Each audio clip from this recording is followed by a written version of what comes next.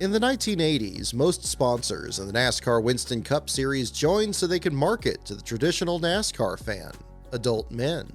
Nearly all the top drivers and teams carried logos for beer brands, tobacco companies, and just about any automotive product. But as NASCAR grew, so too did the realization that women enjoyed the sport, and so did their kids. This attracted the involvement of a new wave of big money sponsors, products sold in supermarkets instead of gas stations. The trend may well have started with Folgers Coffee, which in 1985 sponsored Joe Ruttman at Morgan McClure Motorsports. The next year, the brand found near immediate success with Tim Richmond on his number 25. But for as spectacular as Richmond drove, his paint scheme was quite reserved, especially compared to the car of the next teammate to join him at Hendrick Motorsports. In 1987, Darrell Waltrip unveiled a paint scheme so iconic that despite Procter & Gamble's future moves to other teams, it remained practically unchanged for 2 decades. This was the Tide Ride, an inferno of neon orange, yellow, and white. So immediate was the brand's success that before the 87 season had even ended, another family-friendly product signed with Darrell's younger brother Michael. Relax with a pitcher of Country Time lemonade flavored drink mix, with a taste of good old-fashioned lemonade. For these days are best enjoyed slowly, one sip at a time. This brings us to the subject of this video, Country Time Lemonade Flavored Drink Mix. A subsidiary of General Foods, this product debuted in 1975. By the late 1980s, when General Foods merged with Kraft, the powdered beverage was suddenly one of the most enthusiastic sponsors of the NASCAR Winston Cup Series. At one point, they spent 25% of their entire marketing budget on racing.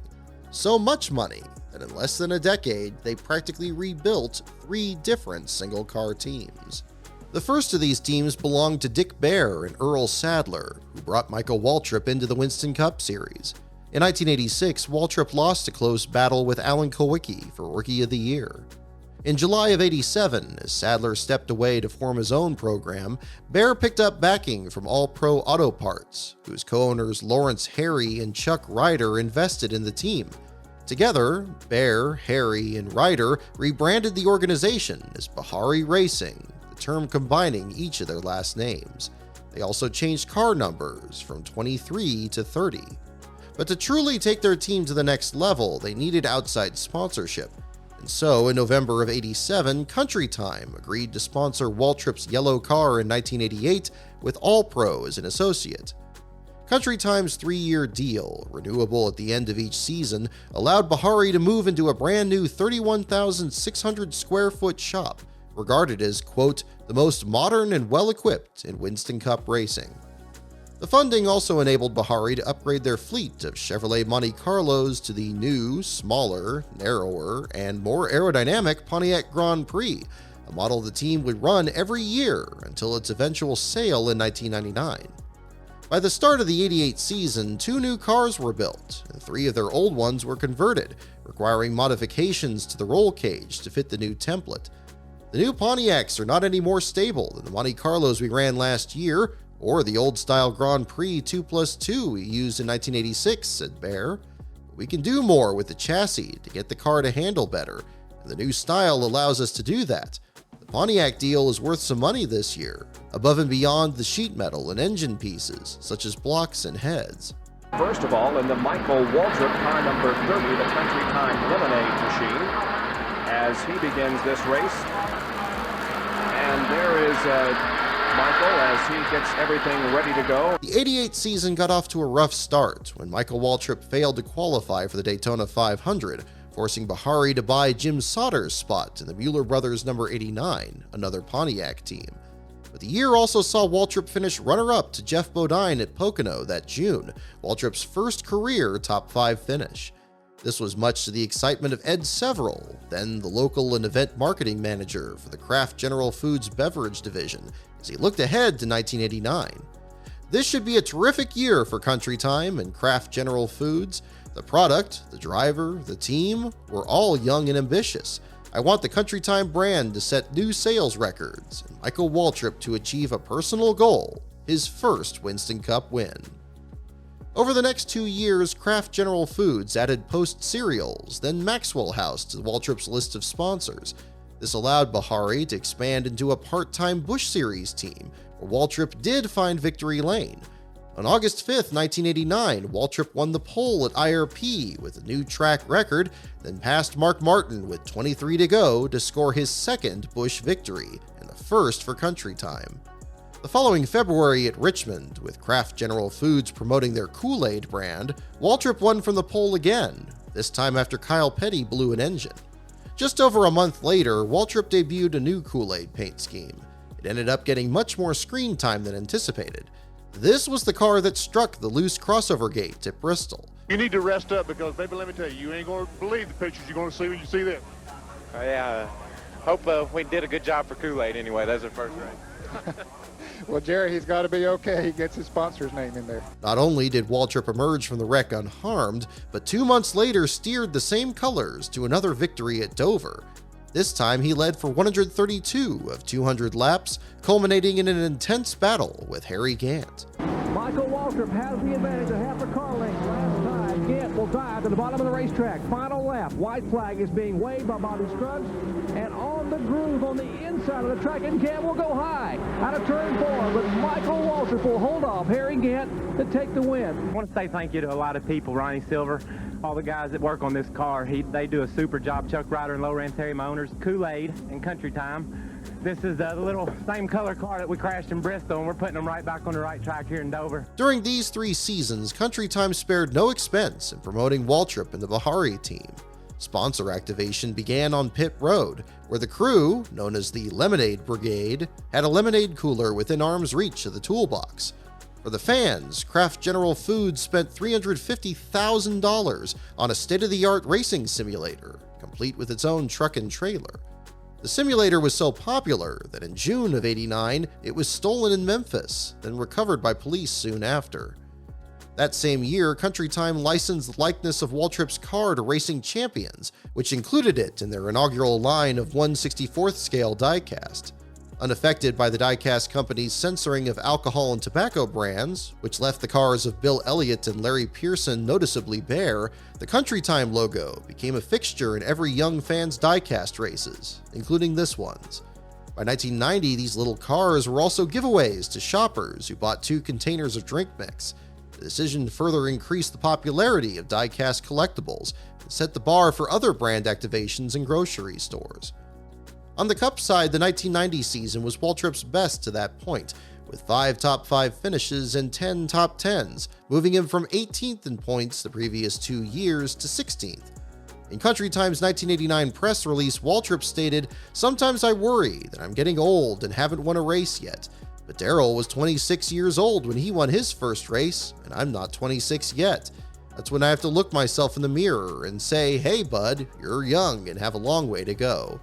But as we all know, that first Winston Cup win proved much more elusive. Waltrip's runner-up finish at Pocono in 1988 would remain his career best until the 2001 Daytona 500.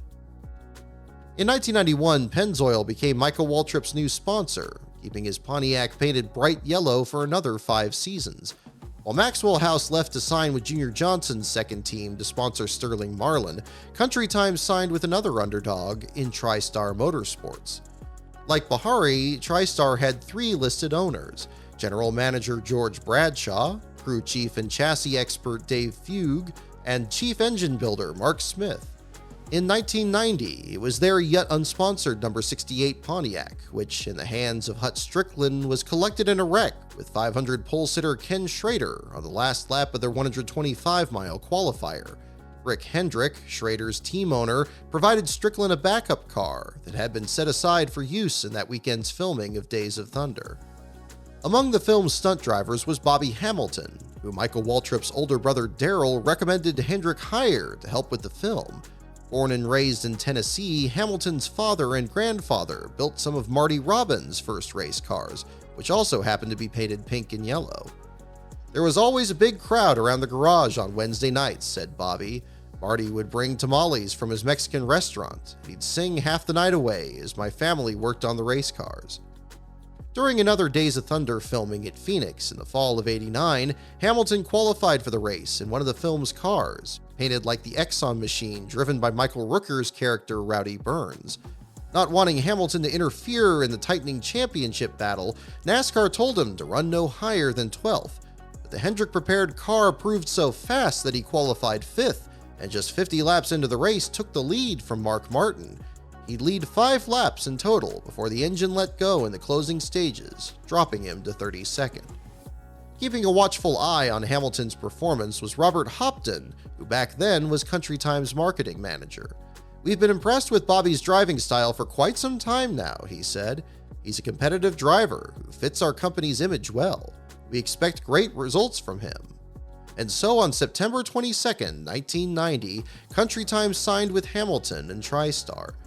Looking to prepare for the new season, TriStar entered Hamilton in his own Country Time car alongside that of Waltrip at both Charlotte and Atlanta, taking 28th and 40th. Down to get around Bobby Hamilton and put him a lap down.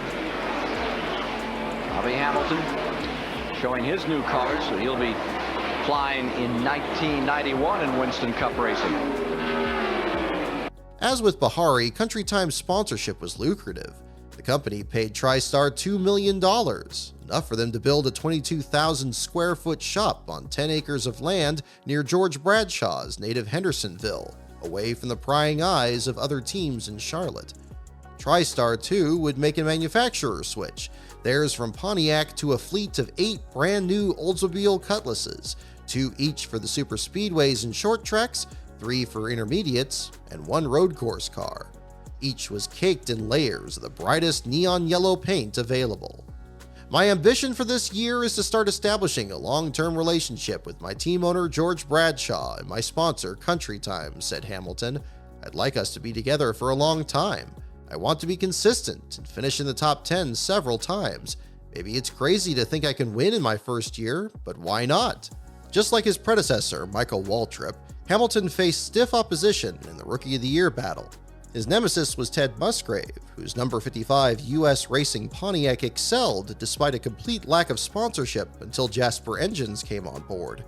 Yet while Musgrave made all the races and Hamilton failed to qualify for the spring race at Martinsville, only Hamilton finished in the top 10, claiming 4 on the season, including both the Daytona 500 and Southern 500. This proved decisive in the rookie battle. Country Time tried to recapture the success of Michael Waltrip's part-time effort in the Busch Series, but the results just weren't there. A 9th place finish at IRP was Hamilton's only run better than 23rd. Things weren't improving on the Cup side either. He only scored 2 top 10 finishes in 1992 and fell from 22nd to 25th in the standings. Midway through 1992 and into 93, the team was switching manufacturers again. First to Chevrolet for the super speedways, and then to Ford, but the car was a lemon. After a particularly difficult start to the 93 season with no finishes better than 15th in the first 8 races, placing them 30th in points, TriStar released Hamilton. Greg Sachs completed much of the remaining season, but other than a 6th place finish at Talladega, his only highlight was being spun by Dale Earnhardt in the Coca-Cola 600, resulting in an aggressive driving penalty that Earnhardt overcame on his way to victory. In the 3 years Country Time sponsored Bahari Racing, Michael Waltrip scored just 3 last-place finishes. Well, Michael is just sitting in his car dejectedly. He's throwing his gloves against the dashboard, getting ready to climb out of the car. No work is being done here today. That, unfortunately, is the end of the day for Michael Waltrip. Oh, and Michael Waltrip is into the wall this time. And Joe Ruttman hits him. But here we see Michael Waltrip. He's moving around inside the car, but a lot of damage done to the Country Time Lemonade Pontiac. The third occurred at Phoenix in 1990. Waltrip injured his leg when he spun to avoid a pileup in turn 3, only to crash into a stopped Bobby Hillin. But in 1993 alone, TriStar Motorsports scored 3 more. The most catastrophic of these occurred at Watkins Glen, where ESPN had road ringer Dorsey Schrader as their in-race reporter. Well, right now we're just concentrating on getting the brakes in. I got brand new brake pads on the front of this, brand new rotors. So I'm riding the brake a little bit. I want to try to get to the inside as soon as I can. At least I'm starting on the inside. That's a help. But I can get a good start here and maybe pick up 3 or 4 positions. Our ultimate goal, we'd like to get up to turn 10th, 11th, 12th place and get in single file and ride for a while. If we can do that, then we'll just run off some laps so you can be comfortable. Nearly 3 wide as they head for 5. Yeah, Earnhardt ducked back in. He knew that wasn't going to be smart trying to go into that turn 3 wide. In fact, they can only go through there fast in single file, and you can see most of them have gotten down. Oh, and we have a problem in the inner loop. I believe Dorsey's one of those involved. Well, he was involved, but he didn't start it. He was a victim of it, and as you can see, Dorsey now trying to get back to the pits. there's the damage on the Country Time Ford as he brings it in. It certainly was not his fault. Derek Cope was sitting right in the middle of the racetrack, and Dorsey had nowhere to go. He cut hard right, but he couldn't avoid hitting, and now he comes in for an assessment of the damage. See if he can get back out there in competition. That day, Schrader became the first Winston Cup driver in over 4 years to start a race, then fail to complete a single lap. Regardless of results, the marketing push was stronger than ever. Statistics showed that 73% of NASCAR race fans almost always purchased brands associated with racing over non-racing brands.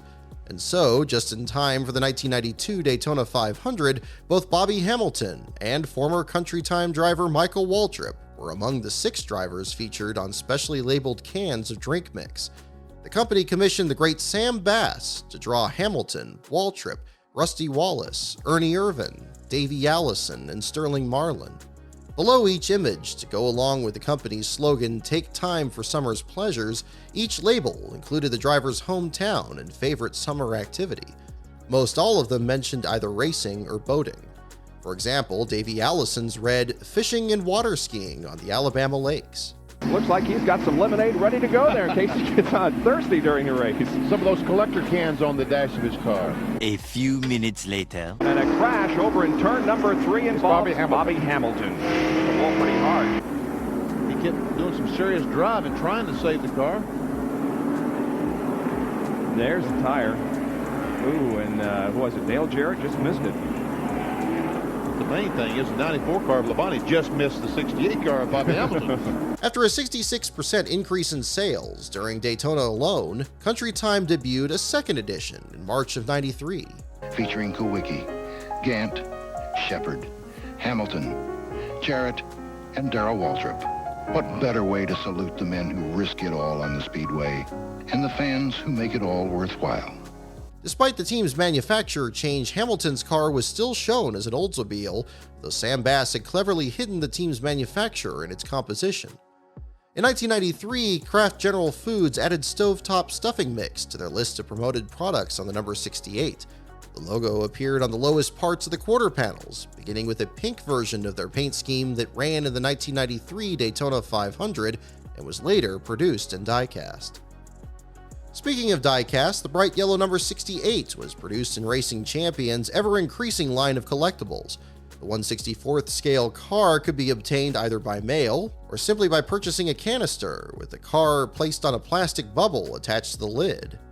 Other companies also produced the car, including Matchbox, Revell, and even an exceedingly rare production by Micro Machines for its Stock Car Superstars line. Country Time also sponsored ticket giveaways, several pole qualifying days, and hosted radio-controlled car races. They even gave away an Oldsmobile Cutlass Supreme, though in a stock blue rather than bright yellow. The result of all this marketing may well have been one of the most recognizable cars on the track, regardless of where it was running. In late October 1993, TriStar Motorsports hired Loy Allen Jr. to drive the number 68 for the season's penultimate race at Phoenix. It was said to be a one-race deal, as Allen had already announced that in 1994 he would bring Hooters restaurants back to the Winston Cup Series for the first time since the death of Alan Kowicki earlier that year. After a disagreement between Allen's father and Felix Sabatas, the executor of Kowicki's estate, Allen planned to drive for his own team in 1994. But TriStar knew that Country Time wasn't coming back. In fact, the company was holding a press conference that same weekend. And so, as TriStar tried to secure both Allen and Hooters for '94, Neil Bonnett walked into the media center at Phoenix, wearing a bright yellow hat that read Country Time Racing. Bonnett's was one of the biggest stories of the 1993 season, though it always played out under a cloud of tragedy. On July 12th of that year, he announced his doctors had cleared him to return to Winston Cup racing for the first time since 1990, when he suffered serious injuries in a race at Darlington. He would race in the upcoming Die Hard 500 at Talladega, his home track, where in 1980 he'd earned the 7th of his 18 victories. He was at Talladega that day in July, where his son David was testing a car for his upcoming Busch Series debut. Then Bonnett heard something crash in the infield. He rushed to the scene of a wrecked helicopter, rescuing his friend Red Farmer, but he couldn't reach the pilot, 32-year-old Davey Allison, who lay unconscious. Within a day, Davey was gone, and with him, the future of the once great Alabama gang. Regardless, Bonnett made his return, and among the mourning fans at Cruz climbed aboard a second car fielded by Richard Childress Racing. It was an opportunity earned, both from his recuperation and for countless laps testing cars for Dale Earnhardt. Simply qualifying the car was an emotional experience. I turned the motor off, stared back at the straightaway, and started crying. I didn't even cry when I broke my leg so badly, he said. His race ended in frightening fashion with a tumble into the catch fence, but he climbed out without injury, and even with a positive outlook. That wreck wasn't anywhere near as bad as it looked, he said. I've been in a lot worse wrecks. He then settled into his day job, calling the rest of the race from the broadcast booth for CBS. Well, I tell you what, folks, I've always heard of drafting, but not drifting. How's these long handles look with this dress code, man? Am I all right? In his time out of the race car, Bonnett had become an excellent broadcaster, but his proximity to racing only made him that much more anxious to race again. The more I'm around cars, the stronger the urge comes to drive again, he said. For someone who never has done it, I guess it's hard to understand. For me, it's impossible to get the thrill of competition out of my system. Bonnett did have another start lined up in '93 with Childress in the upcoming Atlanta finale. That would only be a start in park to aid Dale Earnhardt's bid for a 6th championship. If he was going to race, he needed to land a deal of his own for '94. By October, the Birmingham News and the Charlotte Observer said he had one. Bonnett declined to comment and prepared to fly from Birmingham to Phoenix for a press conference on Friday the 29th. There, it was confirmed that Country Time had signed with Bonnett, who would drive for James Finch, owner of Phoenix Racing. The choice made stories easy to write, comparing Bonnett to the immortal Phoenix of legend that rises from the ashes. At the time of Bonnett's press conference, Country Time had reported double-digit growth in national sales for each year since 1989. Joel Henry, Country Time's latest product manager, declared, "The Country Time drink mix business has doubled in the last 5 years, roughly the same amount of time we've been involved in NASCAR racing. More than 100 million gallons of Country Time product is consumed per year in the United States. That actually averages out to about 1.5 billion servings, or 15 servings per household." But unlike their previous 2 deals, their effort for 1994 would not be for the entire Winston Cup season. This was already the norm for Phoenix Racing. As I discussed in Rise of the Field Fillers Episode 4, the team had never run a full-time season in stock car racing, and was often sponsored by Finch's own business, Phoenix Construction. Finch's go-to driver was Jeff Purvis, who he brought up from the short tracks to make the team's first starts in ARCA, the Busch Series, and Winston Cup. The pair made 3 starts together in '93, the last of which a 21st place finish in the same Talladega race where Bonnett made his return. Bonnett signed with Finch for a 2-year, 12-race deal spread over 1994 and 1995. And once again, the sponsor was just one of the upgrades. Dale Earnhardt would provide his own Busch Series pit crew for those races, led by Tony Eury. Runt Pittman, famous for his work at Morgan McClure, would provide the engines. They've made the commitment to come in with a whole new look, team and driver, and turn their program around, said Bonnett. We're both stepping into fresh territory, and I'm proud to be their choice to help see it through. In place of Finch's traditional white cars with red roofs, Bonnett would drive a bright pink and yellow Chevrolet, the brand's most dazzling scheme yet. Unbelievably, Bonnett wasn't the only member of TNN's broadcast team looking to return to the Winston Cup Series. A 52-year-old Buddy Baker had announced his retirement from racing in August, but that same October was offered an 11-race deal to drive for Dick Moroso Motorsports in '94. It's very tempting, he said. It's a first-class ride. Baker would accept the ride, but failed to qualify for both his attempts at the Daytona 500 and the spring race at Atlanta, the last of his career. For Bonnett, the upcoming Brickyard 400 was a significant factor in his decision to return. When they announced that race at Indy, I thought I'd like to do that, he said. This got him thinking of his other favorite tracks. And I've always enjoyed running at Charlotte. The track and the facilities. I'd like to go back to Talladega and finish on my wheels this time. He envisioned a 4-race schedule for 1994 at Indianapolis, Talladega, and both the Winston Open and Coca-Cola 600 at Charlotte. But then the sponsor suggested something he hadn't even considered. Then Country Time told me they wanted to run Daytona, and it took only 2 seconds to talk me into it, he said. Thus, what had been a 4-race deal was now 6. He'd start with the Daytona 500 and also throw in Atlanta in March. In between, he'd continue his television work, including his popular interview show Winners. His remaining 6 races for 1995 would be announced at a later time. It's just something I want to do for myself, said Bonnett. Most people are probably saying, what's that crazy guy doing? Does he want to kill himself? But I just know I'm not done racing yet. I know they can never take hunting and fishing away from me, but racing is something that means more to me because it was something that was almost taken away. As to his family, Bonnett said, my wife would probably prefer I didn't do this, but I've always done the things I wanted to do, and she knows why I want to do it.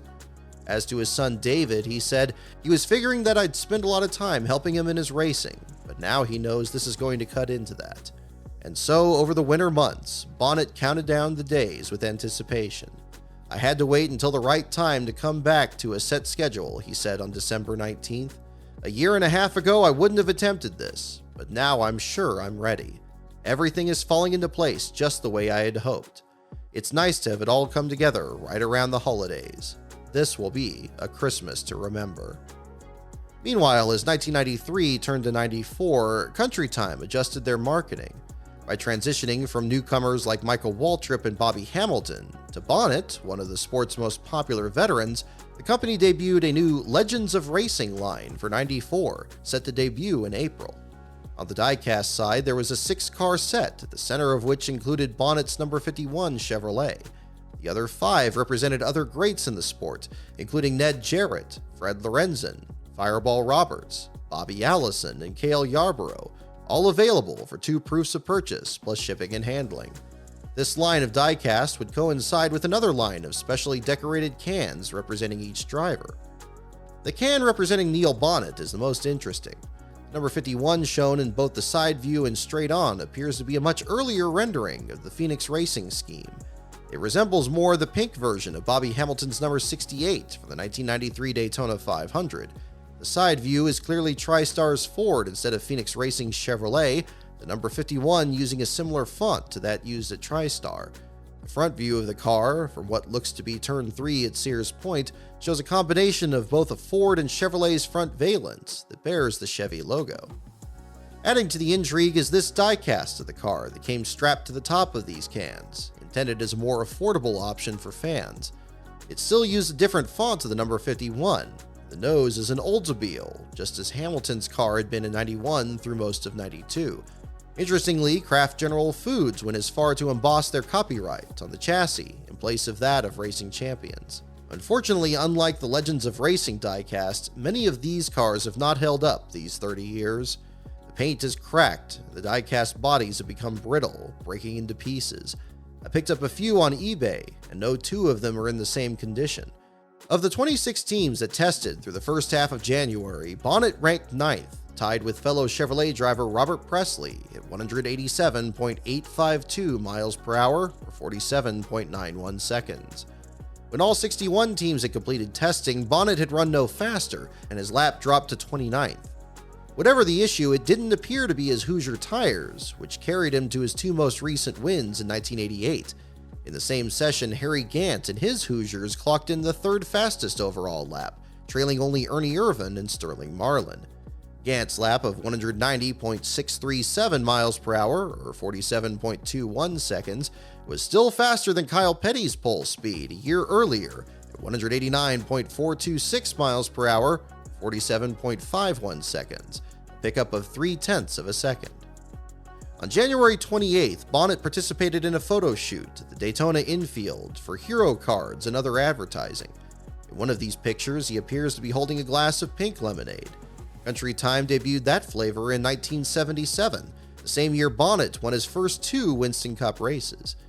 In these photos from that shoot, the car carried Neal's name above the numbers on each door, and his hometown of Hueytown, Alabama further down, but neither were on the car at Daytona. Neal's name wasn't on the roof rail either, which was rare for the time. By the 1990s, only 2 paint schemes were so iconic that the driver's name didn't need to be added: Harry Gant's Skull Bandit Chevrolet and Richard Petty's STP Pontiac. Even on the verge of his 7th championship, Dale Earnhardt's trademark signature remained on the roof rails of his black Chevrolet. What was added to Bonnett's car for Daytona was a decal for Mom and Pops, one of Earnhardt's sponsors, that backed his return to Talladega in '93. The car was also perhaps the only one in Daytona to run a silver rear spoiler instead of the traditional black. In an article for his team's 1994 press guide, Bonnett was asked what scared him. Some people might expect an answer like busting your ass, but if that's what someone fears, they have no business being in the car, he said. If I were concerned with getting hurt, I wouldn't get back in it to start with. Yet still, the media couldn't help but be surprised by Bonnett's return. I want to come to Daytona and enjoy myself, he told Mark Garrow. I want to come with a car that's capable of running up front and have a chance on any given day to run up front and win some races. It's not like I just jumped back in the car after Darlington in 1990. I've done a tremendous amount of laps at Daytona and Talladega testing for the Childress operation. Now that I can pass the physicals and I can get back in the race car, I'm going to see how it feels. Among the items in the Phoenix Racing press kits prepared for the media is this letter from Country Time, post-dated to February 20th, the day of the Daytona 500. Included is the following paragraph. Today, Neal Bonnett will be looking to take a victory lap for the 19th time in his career.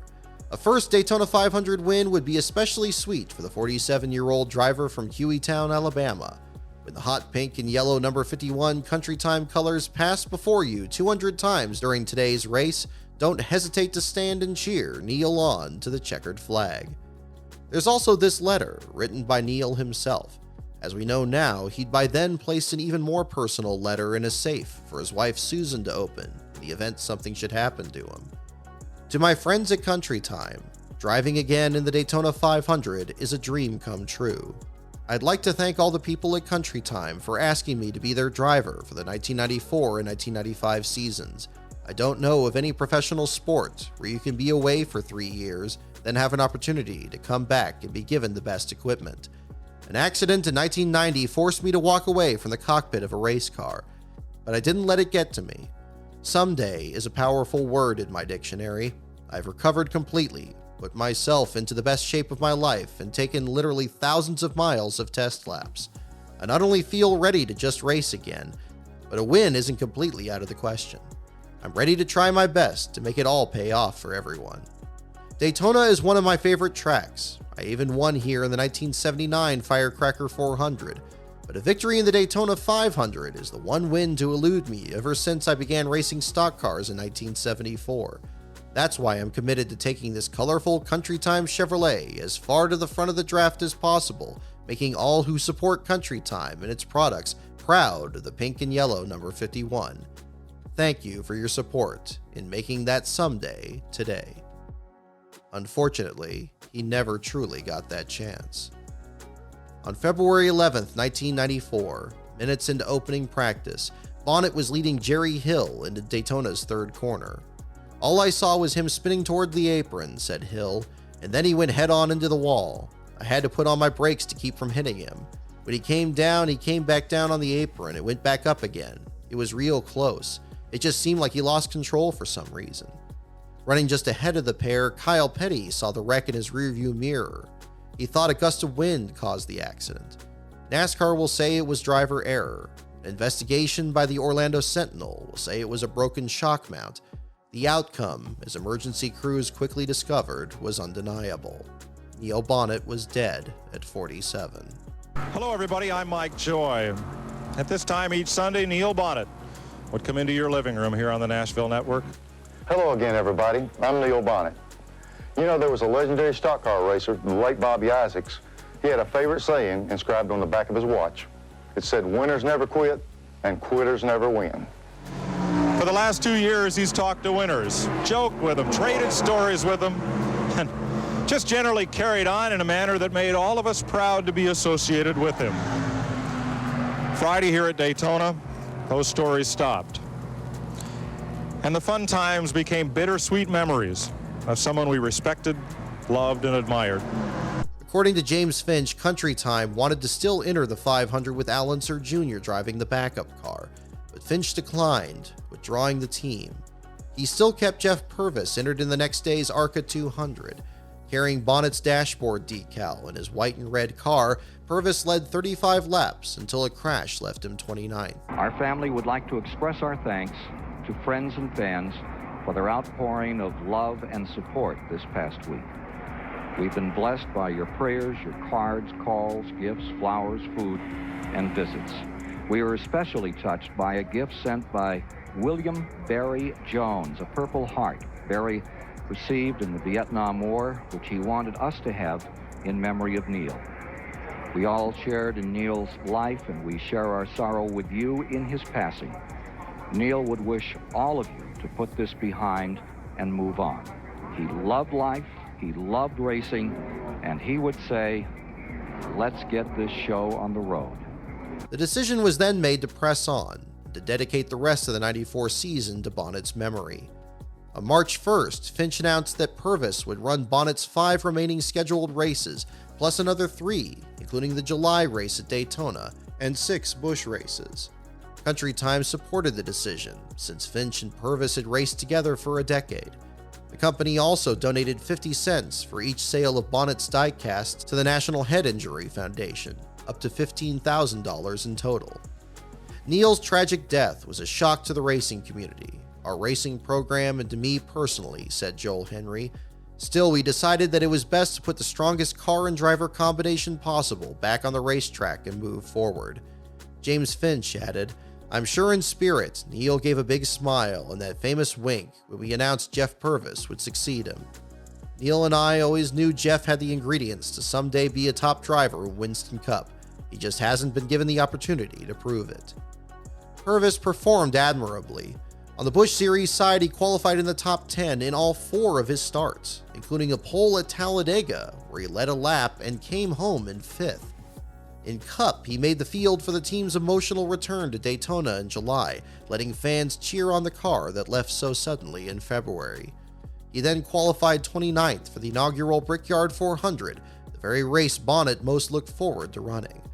But on August 17th, just 11 days after the Brickyard, Country Time announced that they would not return for their 6-race stint in 1995. Instead, they would end their sponsorship after the October race in Phoenix. In that race, Purvis just barely failed to qualify, his only DNQ of the year.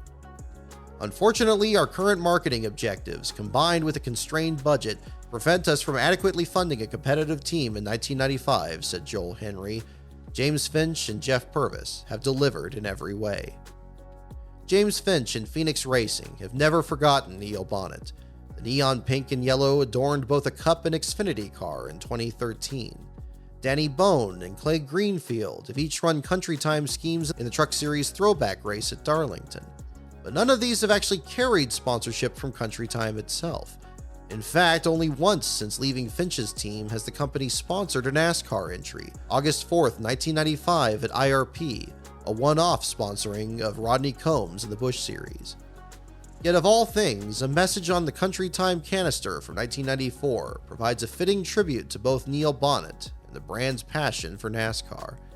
In the history of racing, Neil Bonnett's career has been an epic one, spanning more than 15 years and 350 races, during which he tasted victory 18 times and won 20 pole positions. Bonnett was most successful during his years with the renowned Wood Brothers racing team. In 1987, he staged an inspiring comeback from injuries to win 2 of his next 3 races. Today, Bonnett's name means courage, spirit, and heroism, and his achievements are more than worthy of the term legendary. Country Time's stay in NASCAR may have been brief, but their interest in the sport was genuine, and their legacy everlasting. Their creative efforts at brand activation were not only financially successful for Kraft General Foods, but for all of stock car racing.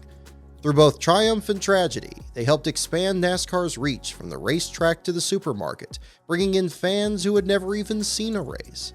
They also diversified the list of NASCAR sponsors. In 1995, the year after Country Time left, the Winston Cup Series still featured cars sponsored by Budweiser, Kodiak, and STP, but also others with Spam, Kellogg's Corn Flakes, and the Family Channel. That is why, in any conversation about NASCAR's rise in popularity, you can't overlook this simple glass of water and lemonade-flavored drink mix. So, cheers! In America, there exists a sport that is driven by the fans. They are why everyone works so hard, on the teams and at the tracks, in front of the grandstands and behind the scenes, to give the fans the greatest race possible. NASCAR fans deserve the best, starting from the high banks of Daytona, all the way to the shores of California, and at every race in between. NASCAR fans, you're the reason for our success. Thanks.